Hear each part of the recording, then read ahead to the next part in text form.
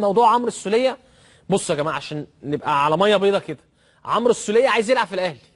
يعني انا بقولها لكم اهو، عمرو السولية عايز يلعب في الاهلي. الزمالك عارض عرض خرافي على النادي الاسماعيلي كفلوس ولاعبين، لكن الاسماعيلي خايف يبيعه للاهلي، لكن طبعا في الاخر الاسماعيلي هيبيعه لاعلى سعر. النادي الاهلي برضه مقدم عرض خرافي للنادي الاسماعيلي، ومقدم لاعبين منهم احمد عبد الظاهر واسلام رشدي، ان هم ياخدوا، يعني النادي الاسماعيلي ياخد احمد عبد الظاهر واسلام رشدي وفلوس حوالي 7-8 مليون جنيه، وياخدوا عمرو السولية.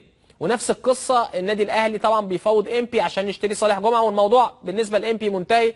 لكن موضوع عمرو السولية انا بقول لكم رغبه اللاعب، عمرو السولية عايز يلعب في الاهلي، وانا بقولها لكم صريحه، عمرو السولية عايز يلعب في الاهلي، قلتها لكم قبل كده.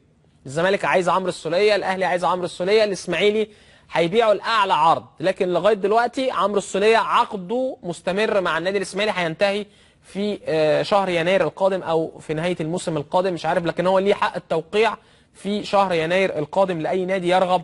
فالاسماعيلي هيبيعه عشان يستفاد من عائد بيعه بدل ما يسيبه السنه الجايه ويمشي فري، فالاسماعيلي هيبيعه السنه دي. لكن لغايه دلوقتي عمرو السولية رغبته في اللعب للنادي الاهلي.